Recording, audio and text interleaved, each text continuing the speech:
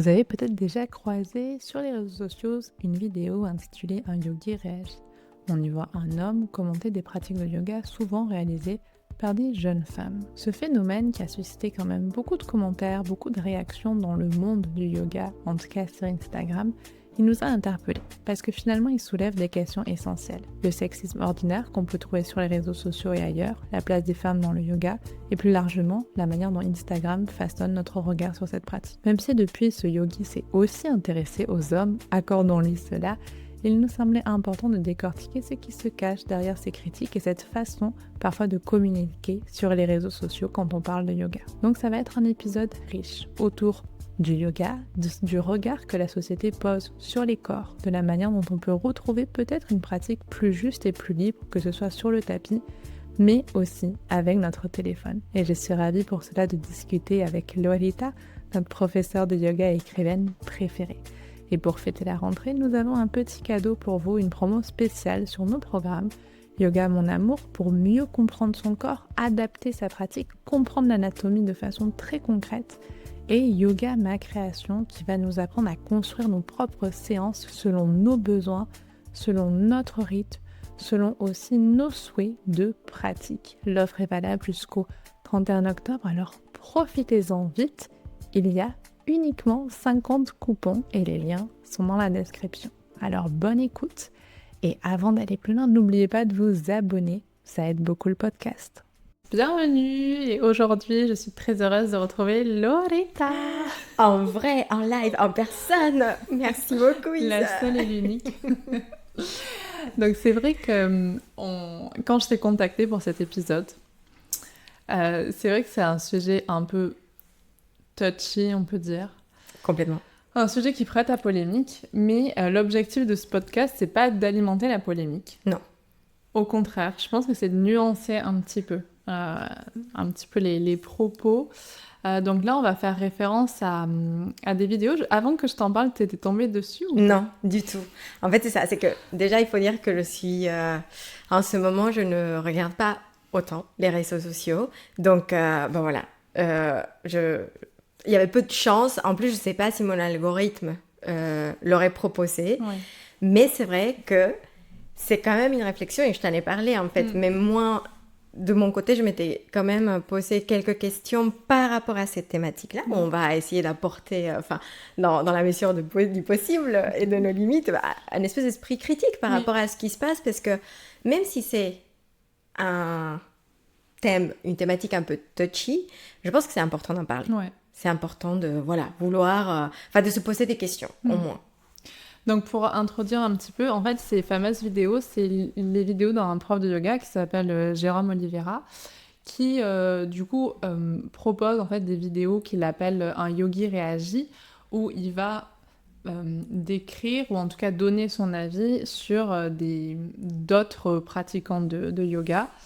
Le problème, et c'est pour ça que ça alimente quand même une certaine polémique, et c'est pour ça que j'avais vu pas mal de choses sortir dessus, c'est que c'est souvent des jeunes femmes qui sont critiquées, pas toujours taguées, c'est-à-dire qu'on va pas toujours indiquer d'où ça vient, et nous c'est vrai qu'on va faire en sorte de mettre tous les liens dans la barre d'infos, y compris les liens de ce monsieur, de Jérôme Oliveira, parce qu'il assume ce qu'il dit, et nous on assume aussi ce qu'on dit, donc il n'y a pas de problème là-dessus. Au contraire, moi je pense que c'est bien de toujours citer ses sources.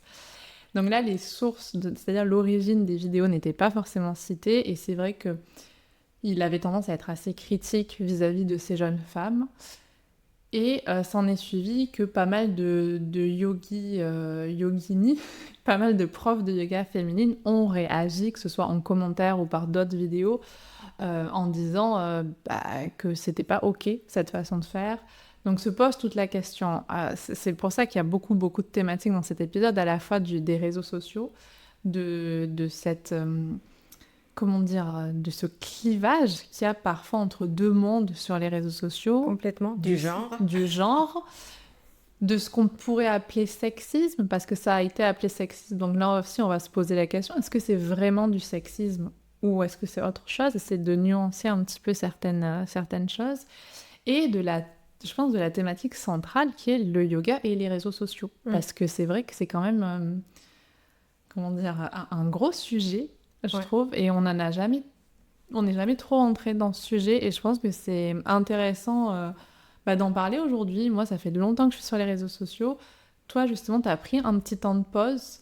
Ouais. Et c'est vrai que je pense qu'on a acquis une certaine maturité dans la mesure où il y a une longévité derrière sur les réseaux sociaux qu'on a maintenant aujourd'hui. On peut justifier de plusieurs années où on parle de yoga sur les réseaux sociaux et de voir aussi toute cette évolution. Donc voilà, ça va être lourd.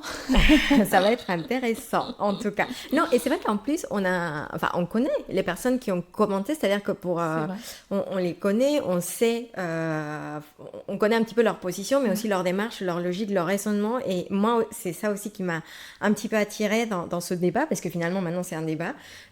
C'est que je me suis dit, ok, il y a quand même des gens que je connais et donc je respecte beaucoup les opinions en fait qui se disent là il y a quand même quelque chose qui va pas. Ouais. Et quelque chose que tu m'as dit aussi qui est très intéressant, c'est que c'est pas forcément, on va parler de sexisme mais aussi de sexisme ordinaire. Ouais. Et il y a une petite nuance mais je pense qu'elle est quand même importante à faire parce que je pense que la plupart des personnes qui regardent, qui nous écoutent, sont aussi des femmes qui ont peut-être vécu ça. Ouais. Et voilà. On va en parler. Voilà. Donc, on va rentrer déjà dans le vif du sujet. Et c'est pour ça que je voulais avoir Laura plus qu'une autre. C'est que toi, tu as quand même une compétence sur la philosophie, sur l'histoire du yoga. Tu interviens dans plusieurs formations pour parler de ça. Tu as écrit un livre, bientôt un autre. Je fais un spoiler. Donc, c'est vrai que la question du yogi, c'est vrai que le mot aussi, un yogi réagit. Qu'est-ce que c'est qu'un yogi? Et est-ce que toi, par exemple, tu te dis yogi? Enfin voilà, j'ai envie que tu nous accompagnes là-dessus. Mais c'est ça, c'est déjà, commençons par ça, parce que... ok, oui, on va décortiquer cette phrase, ce nom, ce pseudo, mais c'est vrai que qu'est-ce que c'est qu'un yogi? Si on regarde dans le dictionnaire, tout simplement, hein, le dictionnaire sanskrit-français, yogi égale pratiquant du yoga. Ok. Voilà. C'est aussi simple que ça. C'est aussi simple que ça. Après, on sait très bien, je pense que vous ne serez pas surpris, le mot yoga, comme beaucoup de mots sanscrits, est un mot polysémantique qui peut signifier plein de choses. Donc, de quel yoga on parle? Eh bien, c'est toute la question. Donc voilà, qu'est-ce qu'un yogi? Est-ce qu'on peut le définir si on regarde les textes, si on regarde l'histoire? Est-ce qu'on pourrait le définir, par exemple, si on prend les Yoga Sutras de Patanjali? Est-ce qu'on pourrait le définir comme quelqu'un qui suit justement la méthode qui est proposée par ce texte et qui, par exemple, respecterait la ligne de conduite des yamas et niyamas, ces fameux concepts qui sont souvent associés aux valeurs du yogi? Oui. On les connaît très bien, ahimsa, l'absence de violence, satya, la vérité, etc., etc. Et donc, on pourrait se dire, oui, pourquoi pas, ça c'est un yogi. Puis, si on regarde du côté des traditions du Hatha Yoga, on pourrait se dire, non, en fait, le pratiquant du yoga, c'est celui qui pratique le Hatha Yoga, pratique posturale, donc on va le lier à ses prouesses physiques. Et on a justement dans les textes de Hatha Yoga, comme la Hatha Pradipika, on voit très bien au tout début qu'on on va mentionner la lignée, l'école à laquelle on appartient, et on va se dire qu'on est dans la continuité de la pratique de certains, ce qu'on appelle des siddhas, des personnes qui ont accompli, qui ont réussi à parfaire leur pratique, et donc qui vont obtenir des siddhis, c'est-à-dire des pouvoirs magiques. Donc, est-ce qu'un yogi, c'est quelqu'un qui, justement, maîtrise ce yoga, ce Hatha Yoga? Et puis, c'est vrai que si on revient un petit peu en arrière dans l'histoire, on pourrait parler des... je ne sais pas, des renonçants, peut-être. C'est proto-yogi. Est-ce qu'un yogi, c'est quelqu'un qui, au contraire, se dit la voie de la société, la voie du devoir, la voie du dharma, ne me convient pas, et en fait, je vais juste renoncer à la société, je vais être yogi, je vais, par mes pratiques méditatives, etc., je vais quitter le monde, tout simplement. Donc, déjà, on voit que la question est quand même... je ne sais pas si ce monsieur, que je ne connais pas par ailleurs, a déjà défini, vu qu'il a ce nom, est-ce qu'il s'est déjà défini comme un yogi et est-ce qu'il a donné sa propre définition de yogi? Je ne sais pas. Oui, et puis comme tu dis, là je trouve que c'est intéressant ce que tu décris, c'est-à-dire que si on s'en tient à la traduction littérale, il peut très bien se décrire yogi. Oui. Vu qu'il est pratiquant de... il n'y a rien qui me choque là-dessus, mais c'est vrai que c'était beaucoup revenu. Dans les commentaires, il y avait aussi beaucoup la question de ahimsa. C'est-à-dire, est-ce qu'un yogi peut avoir ce type de propos? Mais on va aller un peu plus loin. Est-ce qu'un yogi, du coup, ne doit jamais critiquer? Est-ce qu'un yogi... Tiens, on est toujours Mais c'est ça. là-dessus. Mais même le nom, un yogi réagit. Pour beaucoup, ça sera antithétique. Et oui. C'est-à-dire que lorsqu'on est normalement dans la pratique du yoga, par exemple, de la méditation, de la contemplation, on est dans le non-jugement. Du coup, on se dit, en fait, la pratique du yoga, c'est juste ou consiste à ne pas juger, donc à ne pas réagir. Bon, la Bhagavad Gita n'est pas d'accord. Hein. La Bhagavad Gita nous dit, si, il faut réagir, il faut prendre position, mais encore une fois, ce qui est intéressant, c'est que, vous verrez, on revient quand même aux valeurs. Enfin, dans la Bhagavad Gita, on nous dit, ok, il faut agir, mais il faut agir selon le dharma, selon ses valeurs. Alors, quelles sont ces valeurs qui le régissent, qui le font réagir? En plus, moi, c'est ça qui m'a un petit peu interpellée, parce que jusque-là, ok, il réagit, pourquoi pas? Mais... encore une fois, pourquoi faire? Et on va en parler parce que là, du coup, on rentre dans la dynamique des réseaux sociaux. Mais c'est vrai que se pose la question, et en plus de ça, dans une pratique moderne, la question de l'appropriation culturelle, elle est quand même pas négligeable, elle est très importante. Et donc, en fait, on peut aussi même se poser la question, est-ce que n'importe quelle personne peut se autonomer un yogi? On a souvent l'exemple de Henry David Thoreau, le premier philosophe américain qui a écrit Walden ou la vie dans les bois, que je vous recommande si vous avez envie de prendre un petit peu d'air frais. Et c'est vrai que lui, il est connu dans le monde du yoga, dans l'histoire moderne, parce que c'est le premier occidental à s'être autonomé un yogi. Mais c'est facile de dire ça, parce que du coup, on se fait toujours l'image de « Ah ben voilà, donc du coup, Henry David Thoreau faisait du yoga postural et il pratiquait comme nous tous. » Alors qu'en fait, non, quand on regarde justement le moment où lui se dit être peut-être, parfois par moment, un yogi, et la phrase... la phrase exacte, en fait, c'est lors d'une lettre qu'il envoie à Harrison Blake. On est dans le 19e siècle, c'est pas très important, mais il dit « Jusqu'à un certain point », ça c'est la phrase qu'on entend toujours, « et lors de rares moments, je deviens même un yogi. » Donc on se dit « Ok, de quoi il parle ?» Contexte, en fait, il parle de ses promenades dans la nature. Et oui. Il parle de sa connexion avec la nature, et donc on voit à nouveau que là, il ne parle pas du tout du même yoga. Bien sûr. Donc c'est ça qui est super intéressant. Donc je pense que ce qui est super intéressant dans ce débat, c'est que ça nous invite, dans un premier temps, à nous poser la question, est-ce que pour nous, c'est quoi être un yogi? Pour toi, c'est quoi être un yogi? Pour moi, c'est vrai que moi, j'ai tendance à l'employer de façon peut-être un peu trop légère. Tu vois, non, mais voilà, pour moi, je le prends au sens littéral. Oui, c'est quelqu'un qui pratique le yoga. Donc, à partir de là, moi, j'ai même le petit nom de mes élèves sur mon site en ligne, c'est les Yogi Disa. Voilà, parce que voilà, c'est un petit... c'est la communauté de pratiquants. Pour moi, c'est des petits yogis, tu vois, et moi, j'ai une petite yogi. Mais c'est vrai que je ne vais pas... je vais me définir comme ça dans ce contexte-là, mais je vais plutôt dire que je suis prof de yoga. Pour moi, c'est quand même assez différent, parce que pour moi, le côté yogi, même si je l'emploie de façon littérale, je sais que je vais pas forcément chercher à me définir comme ça, dans la mesure où pour moi, ça impliquerait un petit peu la notion de renoncement. Enfin, pour moi, il y a une ascèse, il y a une vie, une hygiène de vie que je n'ai clairement pas et que je n'ai jamais eu, et que, je dirais même plus loin, je n'aspire pas à avoir. Tu vois? Et toi, du coup? Moi, tu vois, je prends l'option Bhagavad Gita, qui ne vous surprendra pas, mais dans le sens où je me dis, en fait, je trouve que ce chemin du yoga engagé, toujours engagé dans la société, autour de ces valeurs, où vraiment on se pose la question, ok, c'est quoi mon dharma? Et on se détache du résultat, et en fait, c'est ça qui guide finalement nos actes, aux 3 niveaux, pensée, parole et acte. Pour moi, c'est ça. Donc, dans ce sens-là, c'est vrai que oui, je me définis comme je sais qu'une partie de moi pratique du yoga, mais si j'avais à définir le mot yogi pour moi dans ma vie, ce serait plutôt ça, c'est selon le dharma, ce qui guide mes actes. Voilà. Ok, non, mais c'est intéressant. Ouais, et donc du coup, c'est vrai que c'était intéressant de voir là la démarche. Une démarche qui est... C'est une démarche où on pourrait se poser la question de l'intention. Moi, c'est ça que je n'arrive pas forcément à comprendre. Et c'est là où je me suis dit, est-ce qu'on est forcément obligé de parler du genre? Je pense que oui, mais... Oui, mais moi j'ai une petite hypothèse parce que j'ai un peu lu, j'ai un peu essayé de comprendre. Et en fait, je pense, après il faudrait qu'ils viennent pour nous expliquer. Ça serait génial. Ça serait super.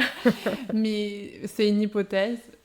Jérôme, si tu nous écoutes, tu nous diras si c'est ça ou pas. Mais pour moi, c'est peut-être le fait que... Il y a aussi, ça on y reviendra un peu plus tard, mais je pense à certains pratiquants de yoga qui se retrouvent plus du tout dans le yoga qui est présenté sur Instagram aujourd'hui. Et il y a en effet des commentaires, il y a des personnes qui se sont un peu rebiffées contre ce monsieur, mais il faut quand même voir que la majorité des commentaires étaient très positifs et allaient dans le sens de son message. Oui. Donc, il y a quoi? Et en fait, je pense que c'est aussi en rapport aux valeurs du yoga. Je pense qu'il y a des personnes qui se retrouvent plus dans un yoga très Instagrammable ou peut-être un peu trop spectaculaire et qui ont envie de revenir à des choses peut-être un peu comme Walden, enfin vraiment ce côté nature, ce côté connexion au moment présent, ce côté plus, je vais pas du tout employer le mot traditionnel, mais plus simple, et qui du coup, ce message résonne quelque part. Oui, et je peux le comprendre, mais j'ai presque envie de dire, pourquoi il est là alors? Pourquoi il se retrouve dans cet espace pour le faire? Alors, mais ça, on y reviendra plus tard. C'est pour ça que je parle de l'intention. Ouais, mais justement, je suis d'accord avec toi. Oui. Mais c'est... En fait, tout est lié. Et je pense que c'est pour ça qu'il faut qu'on aborde en fait la question des femmes et du yoga, parce que ce qui a beaucoup choqué, et ce que je comprends aussi, ce qui moi m'a énervée et choquée, je dois être honnête, c'est le fait que ce soit tout le temps des jeunes femmes qui soient prises en exemple. Donc on peut dire, après c'est vrai, c'est-à-dire que le yoga maintenant est essentiellement, en tout cas montré avec des femmes sur les réseaux sociaux. Donc c'est peut-être plus simple de trouver des exemples avec des femmes. Oui, statistiquement, on va tomber plus souvent sur la vidéo d'une pratiquante que d'un pratiquant. Exactement. Oui. Exactement. Donc en fait là, on a quand même, ce biais qui fait que peut-être que ça a été plus simple et peut-être qu'il n'a pas forcément choisi non plus des vidéos avec des hommes parce qu'on retrouve exactement les mêmes avec des hommes. Mais oui. C'est-à-dire que ça aurait été possible, c'est peut-être un peu plus de recherche, mais ça aurait été possible. Donc vraiment, il y a cette question de finalement, qu'est-ce qui fait aussi que les femmes soient plus exposées à ce type de critiques? Et effectivement, ça peut être de la statistique, mais dans la mesure où on est dans une société, alors je sais pas ce que tu en penses, mais une société où on voit quand même une certaine hiérarchie, voilà, parce qu'on va en parler aussi, comme dans beaucoup, enfin quand on regarde une société qui est dans le patriarcat, parce que c'est ça, on peut s'interroger sur est-ce qu'il n'y a pas un petit biais de genre aussi dans cette vidéo. Moi, honnêtement, je me suis posé la question, parce que c'était une des premières questions que je me suis posée dans mes premières pratiques de yoga, le constat de, en fait, il n'y a que des femmes dans des cours de yoga. Oui, quasiment. Pratiquement. Enfin, et même moi, quand je donne des cours, quand je donnais des cours, j'avais pratiquement, pour un homme, il y avait 9 femmes. C'était vraiment cette proportion. Et du coup, je me suis posé la question, mais en fait, déjà de base, pourquoi est-ce qu'on se tournerait, pourquoi est-ce que les femmes sont plus attirées par la pratique du yoga? Je pense qu'en partie, il y a un sentiment de sécurité, il y a un sentiment de liberté qu'on retrouve peut-être pas ailleurs dans les autres disciplines. Souvent, quand on commence la pratique du yoga, c'est pour la discipline physique, ce qui est très bien. Et à nouveau, le mot yoga est un mot qui est très large, donc parler d'un yoga ce n'est pas possible. Ce n'est pas possible. Donc, même parler de ce que tu disais, de ce yoga légitime qui serait plus simple, je comprends, mais on ne peut pas dire que c'est le yoga légitime. Parce que clairement, historiquement, il n'y a pas une ligne toute droite tracée dans l'histoire du yoga. Mais du coup, est-ce que c'est est-ce que c'est l'univers qui leur parle? Parce que pour beaucoup, c'est pas forcément la partie physique, c'est peut-être la partie plus philosophique. Peut-être que parfois, c'est aussi le langage, enfin, toute la partie New Age aussi qui a été empruntée aux pratiques du yoga moderne. Bah, on le retrouve. Enfin, le New Age, on le retrouve dans la pratique du yoga. Aujourd'hui, il y en a pour qui, sûrement, et je pense surtout à la période du Covid, on voyait beaucoup de vidéos sur les réseaux sociaux de pratiquants de yoga. Il y en a sûrement qui vont faire du yoga pour les canons de beauté. À un moment, c'est vrai que c'était le canon de beauté, c'était la fille, la yogi, clean girl. la clean girl, voilà, c'est ça. Et pourquoi? Peut-être plus aujourd'hui. Beaucoup moins, je pense. Beaucoup moins. Aujourd'hui, en plus, je pense que, petit effet de mode, je vois de plus en plus passer des vidéos de pilates, je ne sais pas ce que tu en penses, que de yoga, on commence à tourner dans un autre sens. Et c'est vrai qu'il y a des mots qu'on retrouve parfois dans la pratique du yoga qu'on ne retrouve pas dans d'autres disciplines physiques. On va à l'extrême. Très récemment, j'ai fait mon premier cours de CrossFit. Ok. Ah là là, je ne te dis pas à quel point j'ai souffert. Vraiment, je me suis dit, ce n'est pas pour moi. Et pourtant, je pense qu'il y avait beaucoup de femmes dans ce cours de CrossFit. Mais c'est pas pour moi. C'était trop sur l'objectif. C'était trop sur la performance. Aujourd'hui, le yoga est incroyable parce que justement, on ne parle pas de performance. Ah oui.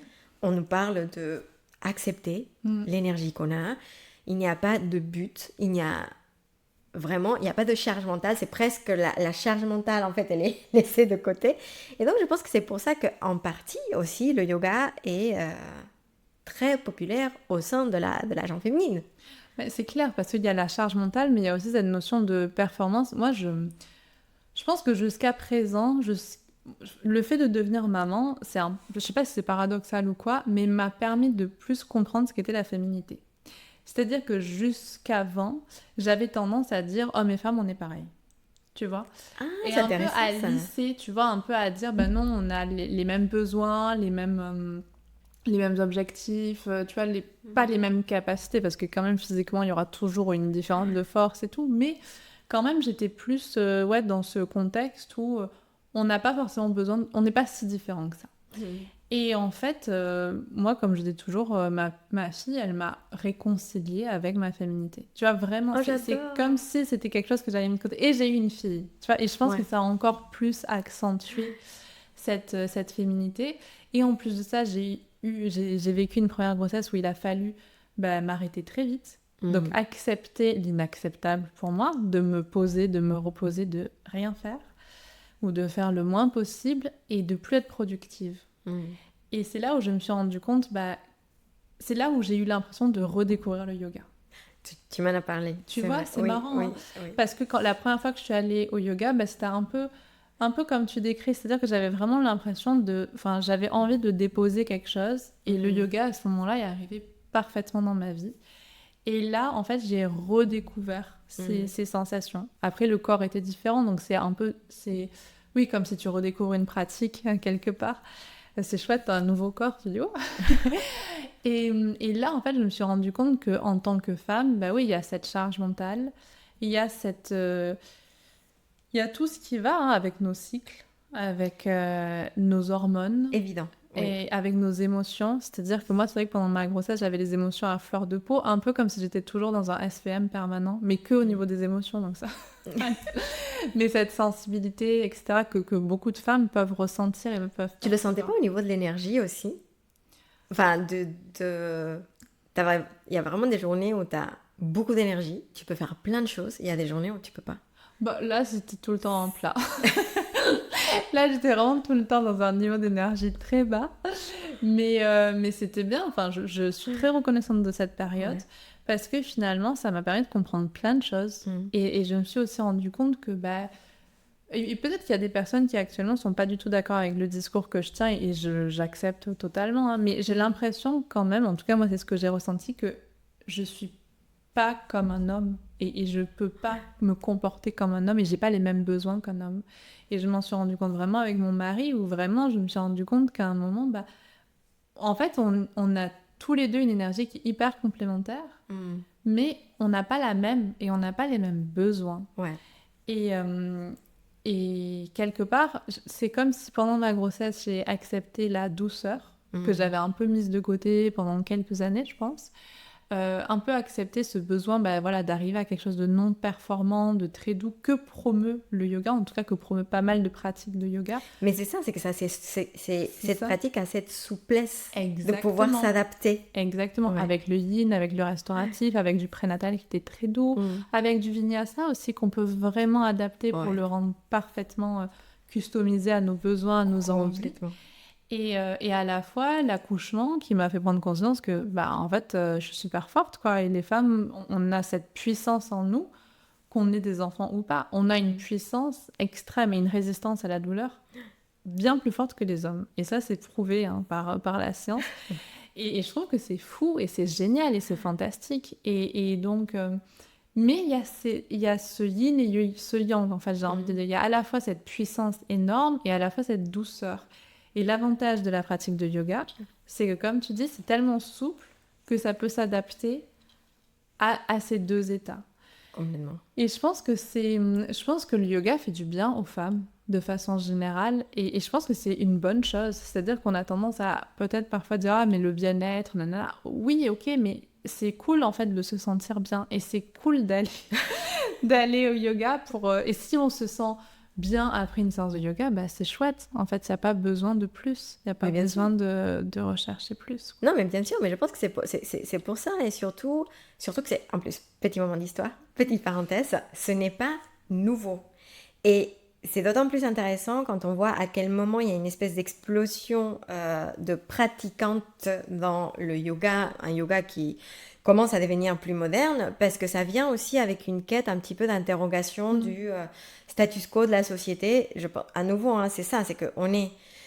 Aujourd'hui, on est dans une période moderne, et je pense que tu l'as vu à plusieurs moments dans la sphère professionnelle. En fait, dans la sphère professionnelle, tu n'as pas ce côté cyclique. Ah non, clairement pas. Du tout. Du tout. En entreprise, zéro. Après, je pense qu'il y a des métiers qui sont plus cycliques. Les métiers en rapport avec la nature, je pense, les agriculteurs, les agricultrices, certes, leur travail est extrêmement fatigant, extrêmement épuisant, pas de vacances, etc. Mais il y a un cycle de saison. Mais il y a un cycle. Tu vas faire la taille, tu vas faire la vendange, je parle du vin, je parle de ce que je connais, mais c'est vrai, t'as ça. Mais quand tu es, et comme je pense, la plupart, quand tu fais partie de la plupart aujourd'hui des pratiquants du yoga, on est dans des classes moyennes, essais, voire plus. Donc, des personnes qui se retrouvent dans les entreprises, dans le secteur privé, dans des postes à responsabilité des cadres, où clairement, et ça, voilà, c'est l'expérience, c'est mon expérience professionnelle, t'as pas un cycle. C'est tout le temps la performance, c'est tout le temps le...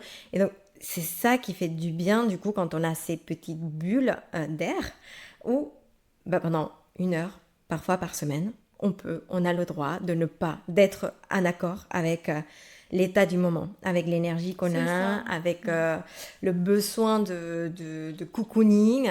Et ça, ce n'est pas nouveau parce que, en fait, il y a une histoire qui est très intéressante aux États-Unis. On est les années 20, début du XXe siècle. Aux États-Unis, il y a une loi qui passe, on se pose la question de la race par rapport à des personnes d'origine indienne qui ont déjà obtenu la nationalité indienne. On se pose la question de la race. Et à un moment, on se dit, si, c'est des personnes de couleur, donc on va leur enlever leur papier. Tout d'un coup, il y a un nombre important de personnes d'origine indienne qui étaient américains, qui n'ont plus de nationalité, qui sont dénaturalisées et qui doivent subvenir à leurs besoins. En fait, tout d'un coup, ils doivent survivre. Et c'est là où Philippe Dilip, qui est un historien américain, historien en religion, c'est ce qu'il appelle le circuit Sami, c'est-à-dire que là, il y a une explosion de l'offre des profs de yoga, des personnes qui commencent à proposer des conférences qui sont gratuites, publiques, à des espaces très grands, à des audiences très grandes, et qui, à la fin de ces conférences, proposent des cours privés payants. Très malin, très fort. Moi, j'adore voir ce type de mécanisme. C'est vraiment très intelligent. Et on regarde, et Philippe Dilip dit, ce qui est intéressant, c'est que démographiquement, à une période où l'Amérique se pose beaucoup de questions par rapport à la société américaine, le standard de la famille, la religion, quelle est la place de la religion dans la société. Et on sait très bien qu'aux États-Unis, elle prend quand même une place importante, même si ce n'est pas la même chose qu'en France, mais quand même prend une place importante. Démographiquement, les personnes qui assistent à ces conférences et qui en plus vont aller payer les cours privés proposés à la fin des conférences, eh bien ce sont des femmes, majoritairement, des classes moyennes aisées. Ok. Donc c'est exactement, on est dans la même tranche démographique qu'aujourd'hui. Et on est un petit peu aussi dans la même démarche de se dire, en fait, est-ce que le monde dans lequel je vis en ce moment, ça a du sens? Enfin, c'est un petit peu comme ça que je le vois. Mais c'est totalement ça. C'est totalement ça. Et c'est vraiment... je pense on est dans une situation où le yoga devient de plus en plus politisé. À tous les niveaux, on en parle de plus en plus. Et je pense qu'il y a aussi le fait que... Je pense que s'il y a pas mal de femmes, de jeunes femmes, ou pas forcément jeunes femmes, mais qui ont critiqué cet homme, c'est parce qu'il y a aussi un ras-le-bol, en fait. Un ras-le-bol que, finalement, pourquoi est-ce que, encore une fois, on est critiqué? Enfin, pourquoi est-ce que... parce que souvent, on peut être critiqué au sein de l'entreprise, on peut être critiqué... Enfin, il y a plein de... Je pense que les hommes aussi peuvent être critiqués, mais c'est vrai que ça peut être peut-être un peu plus sensible chez les femmes. C'est-à-dire qu'on remarque qu'il y a peut-être plus de critiques ou plus d'agressions envers des femmes qu'envers des hommes. Oui, non, le traitement n'est clairement pas le même. Le traitement n'est clairement pas le même. On peut même voir, en fait, que, comme beaucoup de choses, en fait, le yoga, on retrouve les mêmes mécanismes que dans la société, parce que le yoga vit dans la société moderne. Et donc, dans les hiérarchies qui s'imposent dans le monde du yoga aujourd'hui, en fait, il y a énormément d'hommes aussi. Il n'y a pas beaucoup de femmes. On peut citer quelques exemples un peu extraordinaires. On peut citer Indra Devi, qui est une des premières élèves de Krishnamacharya, mais elle est associée à un homme, un prof homme de yoga. On pourrait citer, alors c'est un peu controversé, mais comme quoi ça montre aussi la diversité des profils qui existent. On pourrait citer Guru Jagat, nom américain Katie Griggs, qui a été à la tête, qui était une des personnalités les plus connues, surtout pendant la période de Covid, du yoga Kundalini. Et elle se désignait comme l'héritière de Yogi Bhajan dans le yoga Kundalini. Bon, après, si vous voulez savoir ce qui s'est passé, c'est un personnage qui est très controversé. Je vous invite à regarder une série qui est sortie et récemment, relativement, qui s'appelle Breath of Fire. Excellent documentaire, un peu avec des biais, mais et justement Philippe Dilip il a fait partie de ces experts consultés dans la production de la série, mais c'est quand même ça reste des exceptions. Oui, exactement. C'est pour ça qu'on arrive à les citer. Ce que je veux dire par là, c'est qu'il n'y a peut-être pas assez de femmes dans la hiérarchie, mais c'est quelque chose qu'on retrouve dans beaucoup de domaines. Oui. En cuisine, c'est pareil. C'est-à-dire que dans le quotidien, moi, c'était cet exemple qui me fait le plus rire, entre guillemets, mais dans le quotidien, souvent, on se rend compte que c'est les femmes qui cuisinent le plus, souvent à la maison, pour les enfants, ou même dans un couple hétéro ou quoi. Et chez les grands chefs étoilés, c'est quasiment que des hommes. Complètement. Il y a quelques femmes. Pour une Hélène Darroze, on a Philippe Etchebest, on a Michel Saran, et on peut citer beaucoup plus facilement des hommes. Beaucoup plus facilement. Complètement. Et parce qu'il y en a beaucoup plus. C'est-à-dire que là... Alors après, on va se poser la question, c'est-à-dire que quel est l'impact et moi, c'est vrai que jusqu'à présent, j'entendais beaucoup le côté, c'est vrai que quand il y a la maternité, du coup, la femme, elle arrête pendant les 9 mois de grossesse. Souvent, après, c'est plus difficile et tout. Mais moi, j'ai aussi remarqué, c'est peut-être un biais, mais qu'il y a beaucoup de femmes qui, en devenant maman, modifient d'elles-mêmes leur mode de travail pour pouvoir peut-être avoir plus de temps avec les enfants, ou pour pouvoir être plus flexible. Et pourquoi les hommes, non ? Tu vois, et il y a toujours ça. Et finalement, c'est peut-être pas mal en soi. Peut-être qu'une maman va aussi ressentir parfois plus le besoin ou l'envie de modifier quelque chose. Et parfois, ça peut être aussi un moteur. Hein. C'est-à-dire qu'elles vont se dire, là, maintenant, je monte à la tête de mon entreprise, etc. Parce que je vais avoir plus de temps derrière ou plus de souplesse, parce que je serai CEO, etc. Donc, c'est pas que, je deviens femme au foyer. C'est vraiment, ça peut faire un changement, un déclic, mais qui n'ira pas toujours dans le sens de l'ambition hiérarchique. Oui, mais parce que à nouveau, le système est fait de telle sorte que c'est la femme qui doit s'adapter et c'est pas forcément l'homme. Enfin, Exactement. Il n'y a pas d'égalité entre le congé maternité et le congé paternité, par exemple. On vit toujours statistiquement, pareil, dans un modèle très traditionnel. Tout à fait. Donc forcément, on va se retrouver avec des mécanismes qui sont très similaires dans le monde du yoga. Totalement. Et on va voir qu'en plus de ça, la voix d'autorité vient d'un homme et ce n'est pas anodin que là, ça soit un homme qui critique une femme. Parce que je ne sais pas si tu... C'est intéressant, hein, parce que pourtant je vois beaucoup ce mécanisme dans les réseaux sociaux, je le connais très bien, j'adore regarder c'est des vidéos de réaction en fait. Et j'adore regarder ça typiquement pour les personnes qui regardent les films de Marvel, des super-héros et tout. J'adore ça. Donc, on connaît très bien. En fait, c'est vrai qu'on aime bien. Ça permet de créer une communauté. Mais est-ce que tu connais des femmes qui ont déjà fait ça dans le monde du yoga? Bah non. Genre, Yogini qui réagit. Ça n'existe pas. Enfin, pas à ma connaissance, en vrai. Faudrait...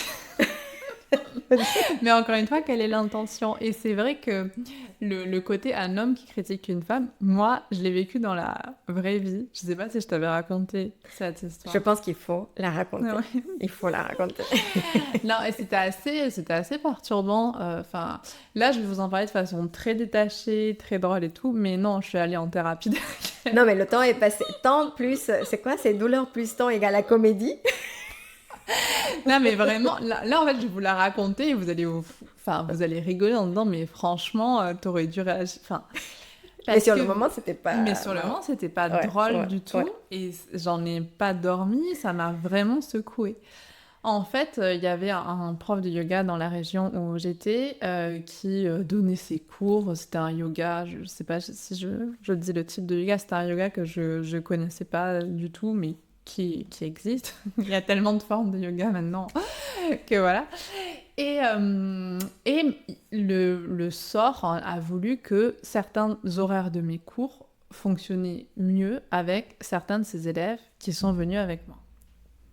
Voilà, mais ça arrive donc... Mais ça arrive tout le temps. Mais la plupart du temps, on choisit un cours de yoga parce que l'horaire nous convient. Enfin... Et là, en l'occurrence, c'était l'horaire et le lieu, parce que je le faisais en extérieur et tout, et que je comprends que les gens aient envie d'être dehors. Bien sûr.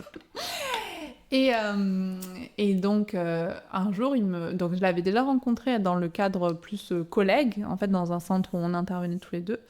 Et puis voilà, ça c'était la relation, je savais qu'il existait, il savait que j'existais, je pouvais le recommander. Enfin voilà, c'était pas du tout quelque chose de malsain, on va dire.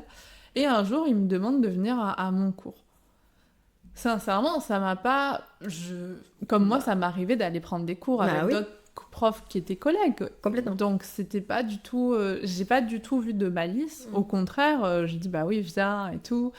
Et en plus, ce jour-là, j'avais prévu un petit peu de thé aromatisé à la fin du cours. Enfin voilà, c'était...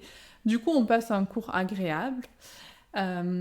En plus de ça, j'étais tombée avec une élève qui était super gentille, qui m'encourageait vraiment, qui m'aidait vraiment à progresser et qui avait été élogieuse vis-à-vis de moi, vis-à-vis de ce monsieur. Ça faisait combien de temps que tu enseignais? Ça faisait...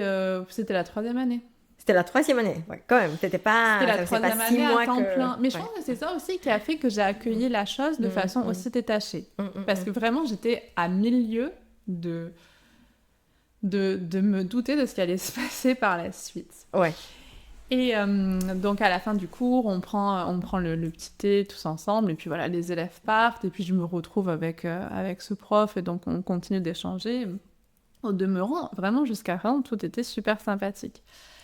Et puis, au moment de se quitter sur le parking, je sais pas pourquoi j'ai posé cette question, parce qu'il me dit « Ah oui, j'ai un peu plus de mal pour ma pratique », ce qui est normal. Enfin, c'est vrai que souvent, c'est le gros problème quand on donne des cours à droite et à gauche, c'est que la pratique, malheureusement, la pratique perso, elle peut s'étioler. Oui. Si on fait pas gaffe et tout, ça peut vraiment s'étioler. Moi, ça s'est étiolé à plein de périodes. Pareil.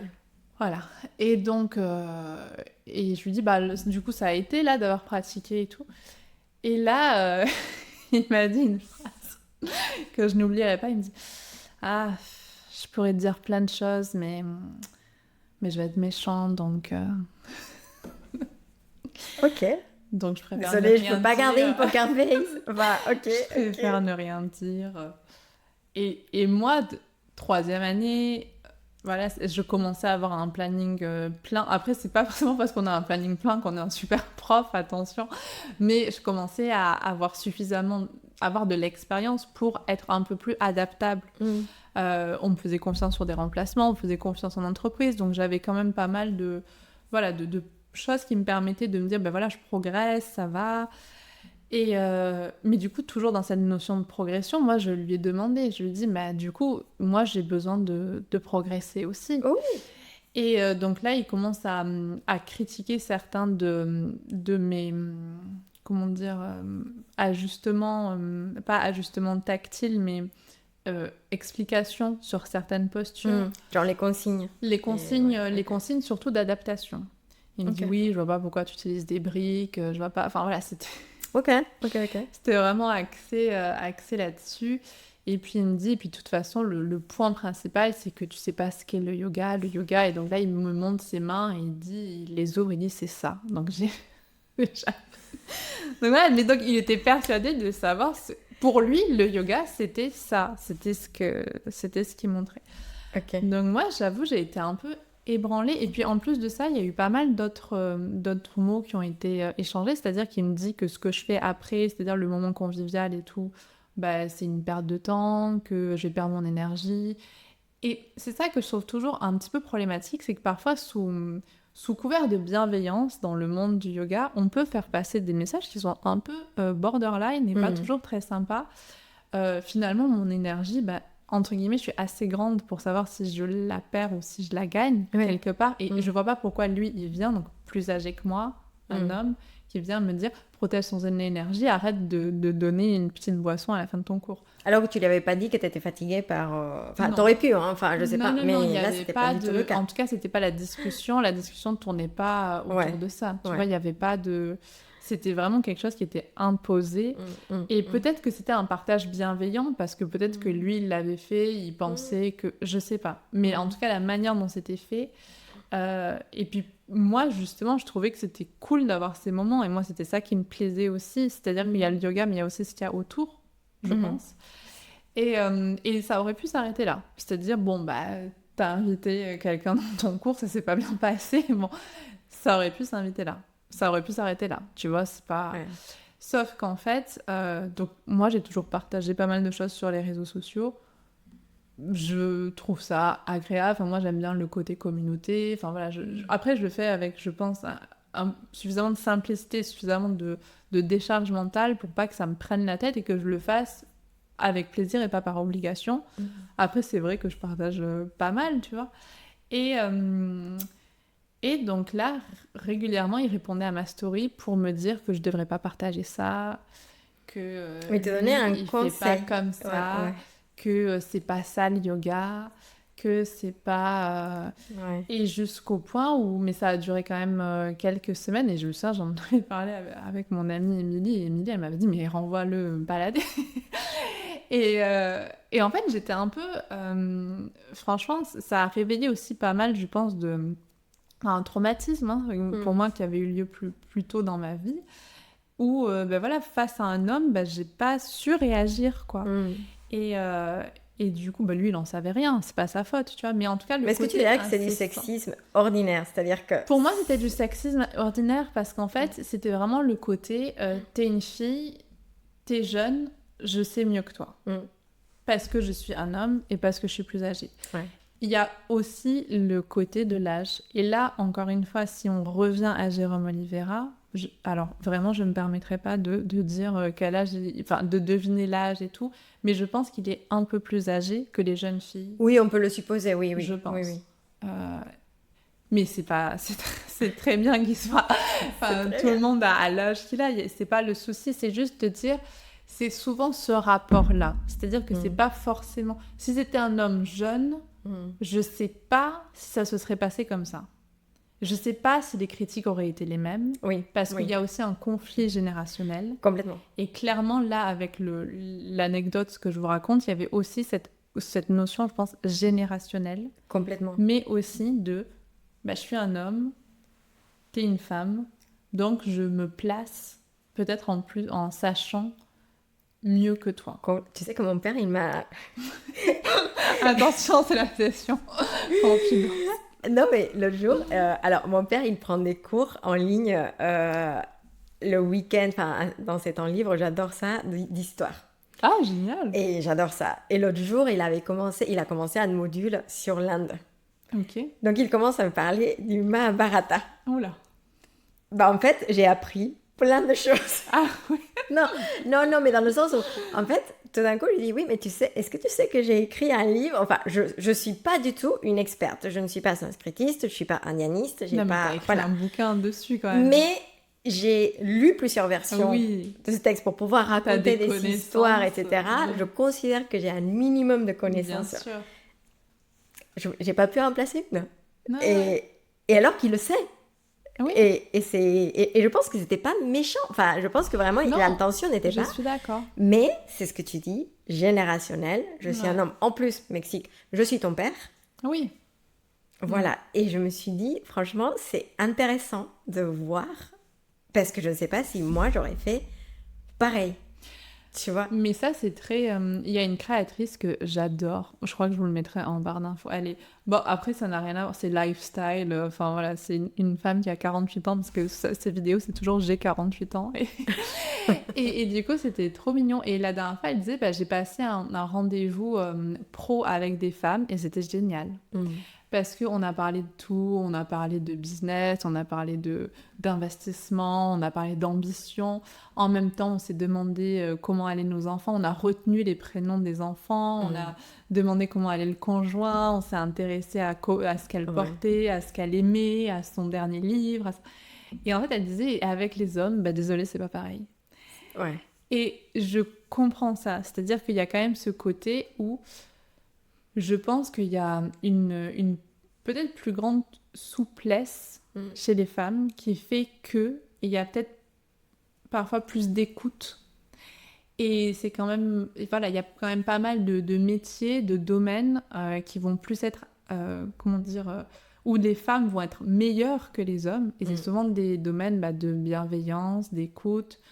souvent, il y a certaines professionnels dans le domaine de la santé, par exemple, qui vont souvent être loués par leur écoute, par leur bienveillance, par leur attention. Après, des horreurs, il y en a partout. Et bien sûr que si votre médecin est une femme et qu'elle est horrible, ça arrive aussi, bien entendu. Mais il y a quand même parfois ce côté où on va plus être dans l'écoute et faire de la place à l'autre. Mais je pense que c'est aussi lié à nos cycles, à tout. Enfin, je pense Est-ce qu'on se disait, finalement? Exactement. À la nature même. À la nature même. Et je pense que le côté où les hommes ont créé aussi ce monde corporate, où il faut aller toujours plus vite dans la production, etc. Parce que moins de fluctuations hormonales, du coup, ça aide quand même beaucoup. Et je pense qu'il y a aussi le côté où peut-être que les hommes vont, avec la testostérone, c'est prouvé, il y a plus de violences aussi qui sont générées par ça. Donc peut-être qu'il y a plus aussi d'agressivité. C'est-à-dire qu'il y a des personnes sous la vidéo de ce monsieur qui disaient « Mais pourquoi autant d'agressivité ?» Peut-être qu'une femme n'aurait pas pu faire la même vidéo parce qu'elle a peut-être moins d'agressivité en elle. Oui, il y a ça.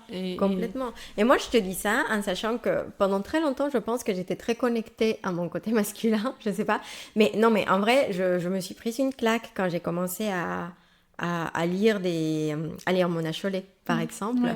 Et je me suis rendu compte que moi, j'étais conditionnée, un peu, je pense, comme J.K. Rowling, à ce regard de la société qui est très masculine. Alors, je vais faire une autre recommandation qui n'a rien à voir avec le yoga, mais si vous aimez Harry Potter, vous allez adorer ce podcast en anglais, désolé, qui s'appelle Critical Magic Theory, et où justement, en fait, le réalisateur, qui est un professeur de sociologie, décortique le monde de notre magicien préféré, selon les classes, selon cette idée de sang pur versus ceux qui naissent magiciens, mais qui viennent du monde des... Comment on appelle ça, les muggles? Les moldus. Les moldus, voilà. C'est super intéressant d'un point de vue vraiment sociétal, mais donc, du coup, il parle beaucoup justement de ça, de cette société en fait qui est faite par une femme, qui a été créée par une femme, mais qui a toujours le regard d'un homme. C'est-à-dire qu'elle a ses lunettes. Et moi, pendant très longtemps, j'étais comme ça. Moi, pendant très longtemps, je pense que j'étais un peu conditionnée. On l'est un peu tous. Enfin, à part si tu fais un travail de déconstruction, en tout cas de vraiment prise de recul ou quoi, moi, ça a été ma grossesse. Tu vois, ça a été ma grossesse. C'était le déclic. Vraiment, ouais, ça... Mais parce que je me suis posée. Tu vois, c'est-à-dire que j'ai arrêté de courir comme je courais avant. Et ça a été, pas une claque, hein, mais ça a été une révélation. Et c'est vrai que c'est compliqué aussi de se sortir de là. Parce qu'en fait, on est aussi dans une situation où il y a nous, notre prise de conscience, mais on vit avec les autres qui n'ont pas forcément la même vision. Oui. Et du coup, il peut y avoir ces frictions. Complètement. Et ce qui était très intéressant dans cette vidéo, c'est que justement, c'est l'homme qui critique la femme et dans les commentaires, parce que c'est ça aussi qui est intéressant, c'est de voir le débat et ce qui se passe après et pas uniquement la vidéo, c'est que les femmes qui ont critiqué l'homme, bah en fait, elles se faisaient défoncer. Enfin, je suis désolée, hein, je le dis de façon très très crue, mais non, mais t'as vu ça? Donc du coup, c'est-à-dire que dans ce sens-là, et pourtant j'ai trouvé qu'il y avait quand même des commentaires où la critique n'était pas virulente. Non. Elle allait plus dans le sens du dialogue et pourquoi je ne suis pas d'accord et voilà mon rationnel. Mais c'est ce qu'on voit beaucoup aujourd'hui aussi dans le discours. Ah là là, les femmes sont émotionnelles.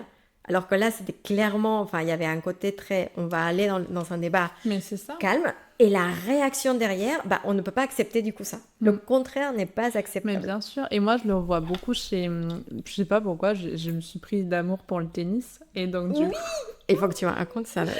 Et donc, du coup, moi, j'aime beaucoup la joueuse biélorusse Aryna Sabalenka, qui a eu 2 défaites en finale lors des grands chelems, là, et qui a gagné l'US Open, et qui est très émotionnelle. C'est-à-dire que les gens ne l'aiment pas parce qu'elle hurle, elle crie. Moi, j'adore. Et moi, elle m'a aidée à accoucher. C'est idiot ce que je dis. Mais génial. En fait, il y a une rage en elle. Ouais. Elle joue avec ses émotions. Et bon, après, on va dire, ah non, je peux pas écouter le tennis parce qu'elle gueule trop et tout. Mais quand elle tape dans la balle, ouais, moi, j'ai l'impression de vivre le truc. Parce que tu vois, elle tape fort et tout. Il y avait un Roland Garros où elle était malade, la pauvre. Et quand elle tapait la balle, tu voyais qu'elle était vraiment plus mal. Et tu sentais et tu voyais qu'elle essayait quand même de s'en sortir et tout. Et on a tous vécu ces moments où on est au plus mal et on essaie quand même. Et elle le hurlait, elle le montrait. Donc c'est vrai qu'on lit beaucoup ses émotions. Elle a beaucoup de mal à gérer ses émotions. Elle le dit elle-même, hein, c'est très compliqué. Là, lors de ses 2 dernières défaites, notamment une défaite contre Coco Gauff, elle a un peu loupé sa conférence de presse parce qu'en fait, elle était beaucoup dans l'émotionnel et elle a dit... l'anglais n'est pas sa langue maternelle et elle a dit, oui, Coco a gagné parce que j'ai super mal joué. Et tout le monde lui est tombé dessus. Mais en même temps, c'est vrai. C'est-à-dire qu'en fait, il aurait fallu qu'elle dise Coco a joué extraordinairement bien, ce qui était vrai. Mais si elle a joué aussi bien, c'est parce qu'elle, à côté, elle a fait n'importe quoi. Et elle le reconnaît, elle dit j'ai jamais autant mal joué, c'est la première fois de ma carrière que je joue aussi mal. Et donc tout le monde lui est tombé dessus là-dessus en disant que c'était une très mauvaise perdante, etc. Et en fait, ça a été très compliqué. Moi, ça a été très compliqué de la voir perdre ensuite à Wimbledon de nouveau en finale et tout. Je me disais, mais attends, est-ce qu'elle va en demi-finale à Wimbledon? Et là, du coup, pour l'US Open, en fait, on n'a plus vu la même. Et en fait, tout le monde me disait, maintenant, vous êtes...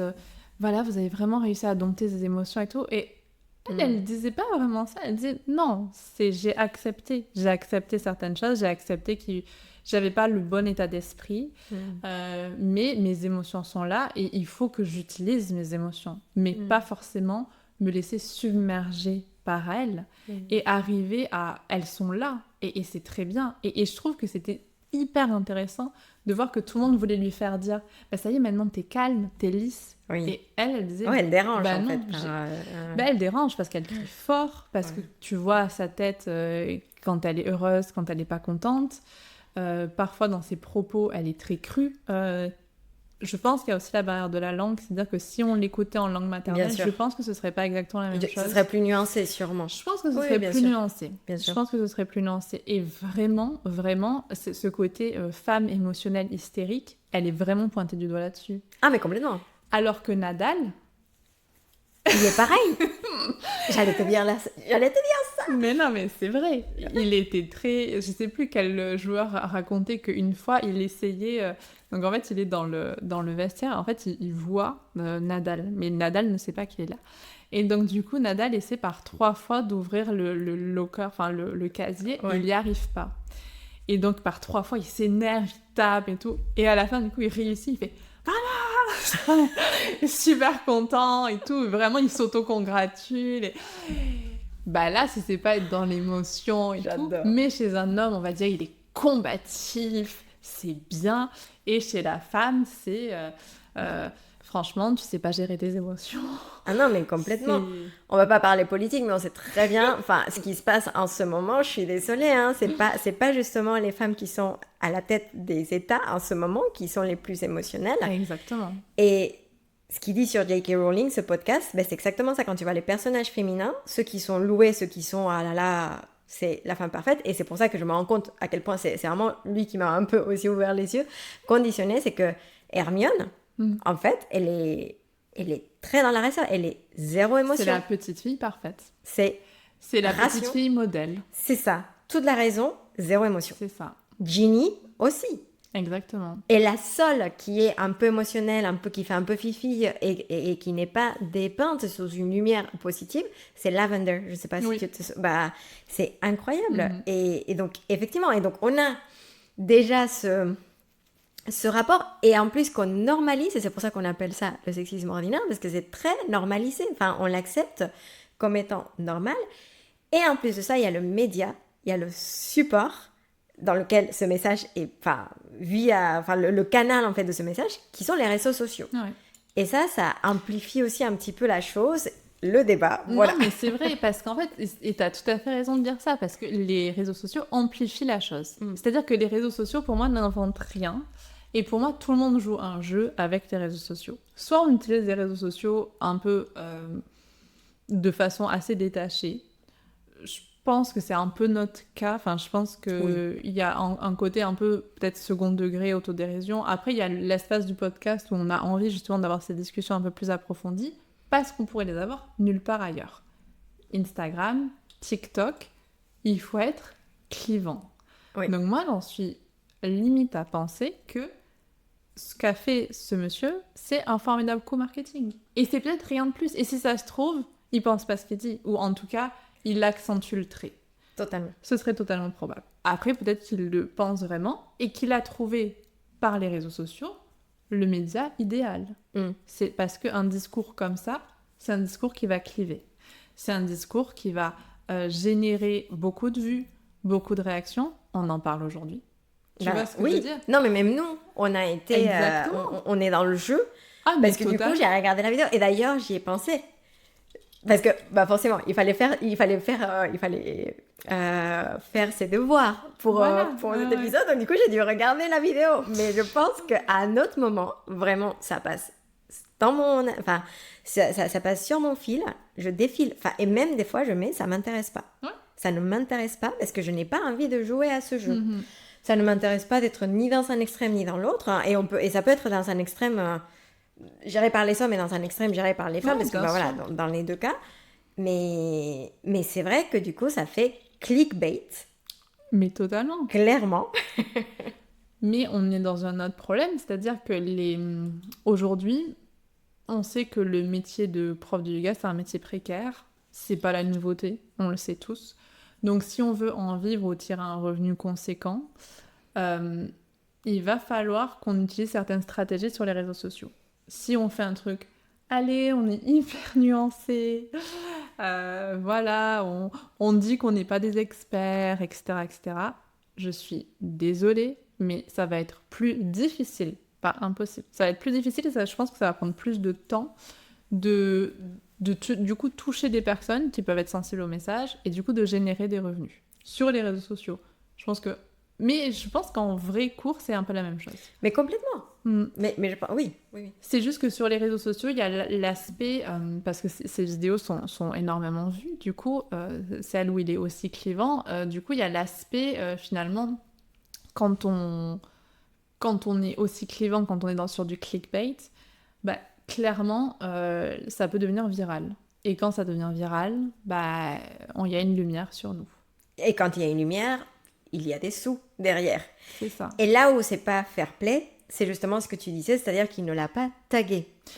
Moi, je pense que c'est ça, et je pense que c'est ça qui revenait beaucoup dans les commentaires un peu qui critiquaient, c'est-à-dire que je pense que c'est important de toujours nommer ses sources, mais quelles qu'elles soient, c'est-à-dire que ce soit des sources où on veut dire quelque chose de positif ou négatif, je pense que c'est important de nommer, et ça, c'est quelque chose qui lui est reproché. Je sais pas s'il a répondu là-dessus. Je sais pas du tout. Je ne lui ai pas posé la question. J'aurais pu le contacter aussi pour poser la question. Je l'ai pas fait. Voilà, je l'avoue.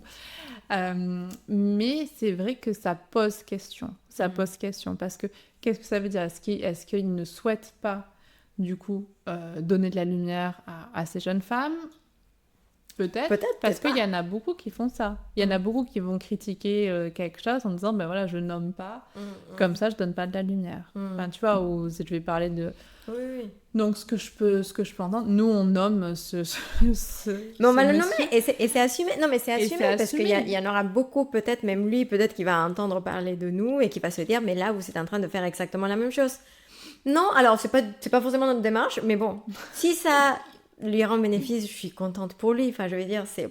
Bah, en tout cas, moi, je trouve que c'était intéressant. Enfin, je pense que ces vidéos ont eu le mérite d'exister. Et moi, ce qui m'a aussi étonnée, c'est, comme tu dis, le débat qu'il y a eu. Et moi, j'ai été aussi étonnée de certaines profs dont j'ai suivi des cours qui, au début, ont partagé cette vidéo. Moi, la première fois que j'ai vu cette vidéo, c'est sur une de mes anciennes profs qui l'a partagée. Ok. Mais de façon positive. Pas de façon... Et il n'y avait pas le son. Et ensuite, je retombe sur une vidéo de lui un peu plus tard et tout. Et là, j'ai entendu ça et ça m'a étonnée qu'elle le partage. Et en même temps, quand j'ai vu les commentaires positifs sous les vidéos, parce qu'il y en a encore... C'est la majorité, les commentaires positifs. Oui, bon, après, tu peux choisir, non ? Ce que tu gardes et ce que tu... Oui. Enfin... Oui, mais comme les commentaires un peu virulents ou contre lui ne sont pas enlevés, je ne pense pas qu'il ait fait du ménage. Ok, oui, t'as raison. Je pense pas. Après, peut-être que je me trompe, mais ça m'étonnerait qu'il ait fait du ménage. Ok. S'il y avait aucun commentaire négatif, je t'aurais dit, j'ai un doute. Ok. Là, les commentaires négatifs, il les garde et il y répond. Et parfois, même, je trouve qu'il y a de l'intérêt au débat qui est mis. Et je trouve que et je pense que c'est pour ça aussi qu'on fait cet épisode, parce que pour moi, c'est pas stérile. C'est pas juste, c'est idiot, c'est pas... Pour moi, ça suit aussi une logique que sur les réseaux sociaux, moi, je me mets à sa place, je veux que ma vidéo soit vue. Peut-être que je vais mettre certaines éthiques de côté, ou en tout cas choisir l'éthique qui me correspond à ce moment-là, pour qu'elle soit vue. C'est ça. Si je veux faire passer un message... Après, c'est aussi les questions d'opportunité. C'est-à-dire que là, il est sur Instagram. Il n'est pas sur un podcast, il n'est pas sur un article. Tu vois ce que je veux dire ? Et je pense que quand on joue à un jeu, il faut accepter toutes les règles. Je pense que quand on est sur Instagram ou sur TikTok, il y a des règles. Complètement. Qu'on le veuille ou non, il y a des règles. Si on veut être vu, si on veut être visible, si on veut être repartagé, il y a certaines choses qu'il faut qu'on fasse. Complètement. Et c'est là où les réseaux sociaux, on parle beaucoup des réseaux sociaux comme s'ils étaient... comme s'ils avaient une valeur éthique, alors que les réseaux sociaux sont amoraux. En fait, on oublie un petit peu, on décharge un petit peu la responsabilité sur les réseaux sociaux, alors que là, c'est un bon moment, justement, pour replacer le miroir envers nous, pour nous dire, en fait, non, qu'est-ce que je vais en faire ? Comment je vais l'utiliser ? C'est un moyen, c'est un outil, et comment je vais réagir, parce que je peux réagir, parce que il faut faire preuve quand même de discernement dans les réseaux sociaux. C'est important de mettre en place la pratique, de mettre en pratique les concepts qu'on voit là, parfois dans les philosophies du yoga, de mettre un petit peu de discernement et de se dire qu'on a le choix. Ça, je pense que c'est très important. C'est-à-dire que vous pouvez très bien choisir après nous écouter, après avoir vu cette vidéo, vous pouvez vous dire, je réagis, je vais aller voir, je ne réagis pas, j'arrête de vous écouter, ça ne m'intéresse pas. Je peux juste faire du silence. C'est une option aussi qui existe. Oui, et puis comme tu dis, il y a aussi maintenant l'option ça ne m'intéresse pas. Et ça, j'adore. J'adore cette option, ça ne m'intéresse pas. Non, mais c'est-à-dire que dans le sens où moi je sais pourquoi j'ai envie, ben, c'est ce que je te disais. Enfin, Oui. moi j'ai envie des fois d'aller dans les réseaux sociaux pour regarder des vidéos de chiens et des chats. Et voilà, et c'est ce que je recherche. Et s'il n'y a pas ça, bah désolé, algorithme. L'algorithme de toute façon s'en fout. Il va juste me proposer exactement. ce que je consomme en fait de plus en plus. Donc j'ai aussi ce pouvoir quelque part. C'est vrai. Non, mais c'est hyper important. Et je pense que c'est vraiment cette idée de reprendre un petit peu le pouvoir sur les réseaux sociaux en peut-être consommant de façon un peu plus consciente et aussi en prenant bien conscience que c'est un jeu et tout le monde joue un jeu. Tout le monde joue un jeu sur les réseaux sociaux. Même moi, quand je dis je partage beaucoup, etc., je partage quand je vais me promener avec la petite. Je partage quand j'ai le temps de faire des séances de yoga. Je vous partage pas quand elle hurle toute la nuit à cause de ses dents, la pauvre. Je vous partage pas les moments où c'est compliqué. Ou alors je peux en parler, mais souvent, a posteriori, je suis pas filmé 24 heures sur 24. Donc en fait, c'est très facile de donner une image qui n'est pas forcément complète, c'est clair. Et je pense que je pense qu'il y a aussi en tant que femme le côté où on a le droit aussi de reprendre de la puissance et de se rebiffer. C'est-à-dire que là, quand on est face à ce type de comportement, je pense que c'est important aussi de le dire. Et je pense que c'est important aussi de dire si ça convient pas, pourquoi ça convient pas. Et je trouve que le côté où... je sais pas si t'étais tombée sur les vidéos d'Abrèche Frère. C'est en gros, il prend des story time. Ok. Et il dit, temps de gagner 5 minutes. Je sais pas, story time, j'ai été renvoyée de l'école. Et donc là, il dit, en gros, elle a été renvoyée parce qu'elle a mis de la colle sur les cartables du prof. Temps de gagner 5 minutes. Voilà. Et en fait, au bout d'un moment, il s'est fait un peu épingler parce qu'on lui disait, mais en fait, tu reprends que des story time de femmes. Ah. Voilà. Après, du coup, il a un peu plus mis des hommes. Enfin, voilà, j'ai l'impression, en tout cas, que c'est un peu plus... Il a pris en compte, peut-être. Je pense qu'il a pris en compte, mais peut-être que c'était même pas, encore une fois, peut-être que c'était juste du sexisme ordinaire, parce que finalement, il y a plus de femmes qui racontent peut-être des story time sur les réseaux, et peut-être qu'il a appris ça, et que voilà... Et j'en sais rien, en fait, j'ai pas du tout la suite. Après... Là, il est devenu papa. J'ai l'impression qu'il est présent vis-à-vis d'une fille ou d'un garçon? Je sais plus. Okay. Ça, j'ai pas le... Okay. Je crois un petit garçon, je sais pas. Ok.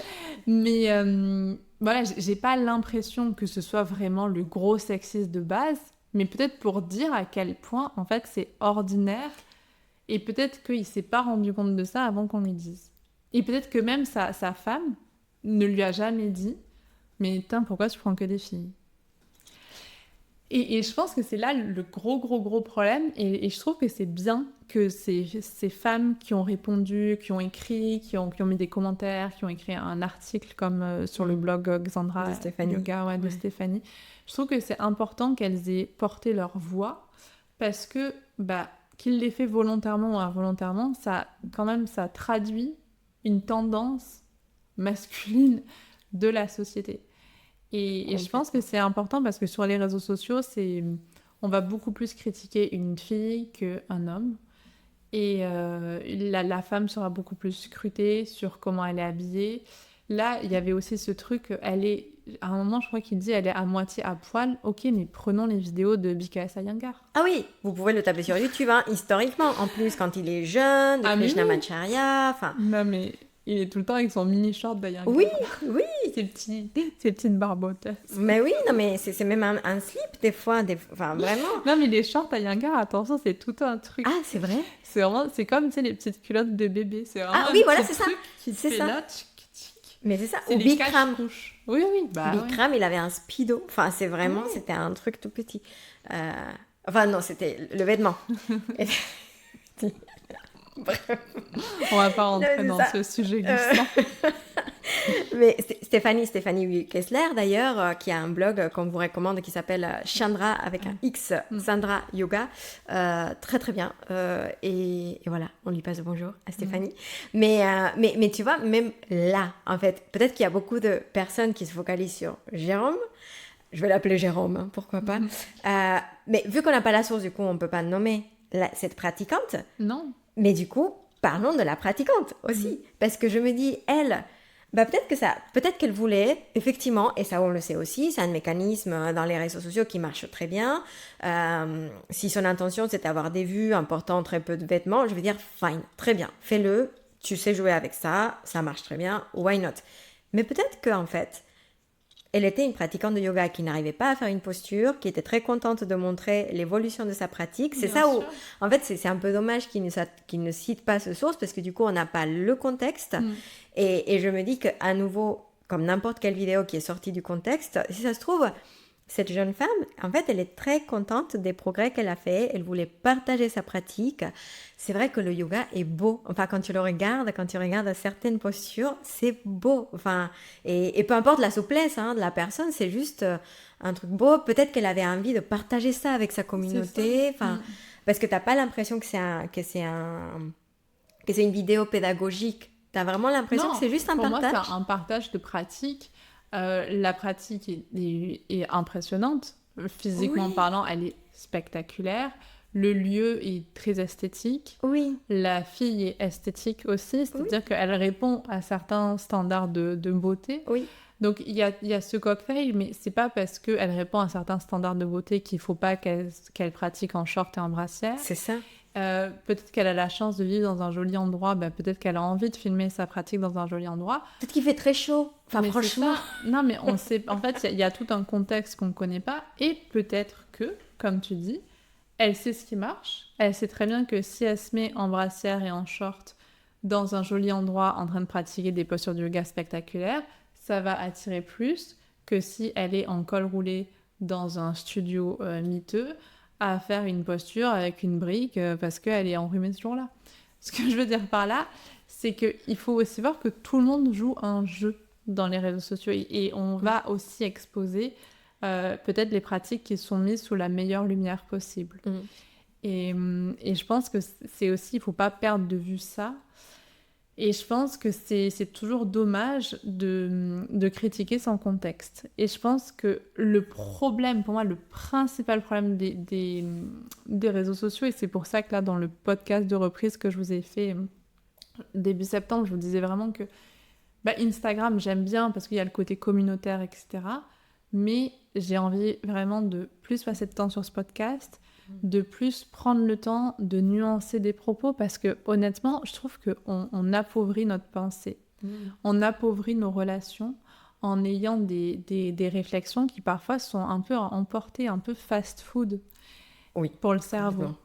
Et je pense que ça, c'est quelque chose qu'il ne faut pas négliger. Et je pense que, en fait, il y a un problème dans ces vidéos, mais des deux côtés. C'est-à-dire qu'il y a une vidéo qui est peut-être trop spectaculaire, trop rapide pour vraiment permettre de comprendre finalement le message de la personne. Et il y a une autre vidéo qui est trop dans l'agression, dans la non-compréhension, dans le jugement, qui fait qu'on ne comprend pas non plus ce que la personne veut vraiment transmettre comme message. Et s'il a un message à transmettre, en fait, dans les deux cas, le message est brouillé. Parce que finalement, le côté spectacle, en fait, n'est là que pour cliver. Et je pense qu'il faut aussi prendre conscience de ça. Et comme tu dis, il y a du pouvoir qu'on peut avoir, nous, à peut-être privilégier du contenu moins clivant, plus nuancé, peut-être plus du divertissement. Peut-être que les réseaux sociaux sont plus faits pour être divertis que pour avoir des... Je trouve qu'il y a beaucoup de politisation, mais qui devient vraiment dans le non-jugement et dans la non-écoute de l'autre. Alors que quand on parle de sujets politiques ou de sujets sensibles, justement, pour moi, il faut faire preuve de recul, de nuance. Et les réseaux sociaux n'offrent pas du tout cet espace. Et offrent de moins en moins cet espace. Au contraire, ça joue avec notre biais de confirmation. Exactement. Et ça nous pousse vers les extrêmes. En fait, au contraire. Et à nouveau, ce n'est pas juger les réseaux sociaux. Les réseaux sociaux sont amoureux. Exactement. C'est juste qu'ils vont nous proposer ce qu'on consomme. Donc, exactement. Dans ce sens, nous, consommateurs, nous avons ce pouvoir de dire ce qui m'intéresse, c'est ça, c'est ce type de contenu. Voilà. Exactement, et de peut-être pas rentrer dans certains jeux, et de peut-être aussi, comme tu dis, voilà, il y a la puissance du silence, et il y a le pouvoir qu'on a sur certaines choses, et le pouvoir de dire, ça m'intéresse pas, j'ai pas envie de voir ça, je m'abonne pas à ça, plutôt que juste de consommer sans nuance quelque part. Complètement. Bon. Vous nous direz ce que vous en pensez. Peut-être qu'on a été peut-être trop nuancés. Enfin voilà, j'ai hâte d'avoir vos retours là-dessus. On avait vraiment envie de faire un épisode qui était justement dans la nuance et pas dans l'accusation de qui que ce soit, dans la mesure où je pense que c'est ça qui nous fait grandir, et je pense que c'est ça qui nous fait aussi avoir des discussions un peu plus approfondies, plutôt que juste dire on n'est pas d'accord, c'est pas bien. Je pense qu'il faut vraiment se questionner et prendre le temps de se questionner, prendre le temps de fouiller, d'analyser, et malheureusement, on peut le faire que sur des formats longs comme ça. Oui, mais parce qu'en plus de tout, même nous n'avons pas tout le contexte. Exactement. Donc, on ne peut pas se permettre de dire... se positionner, c'est ça. Donc, la conclusion, c'est que, quelque part, il n'y a pas de conclusion, mais ça ouvre... Ça ouvre le débat. Ça ouvre le débat. Et la réflexion. Et la réflexion, et comme beaucoup de choses, c'est comme la pratique de yoga, et c'est pour ça que moi j'adore la pratique de yoga, c'est que ça nous renvoie à nous. C'est ça. Voilà. Tout simplement. C'est le mot de la fin. Bon, merci beaucoup pour votre écoute. J'ai hâte d'avoir vos retours. Merci, Isa. Merci beaucoup, Lolita, pour ton éclairage. Et à bientôt.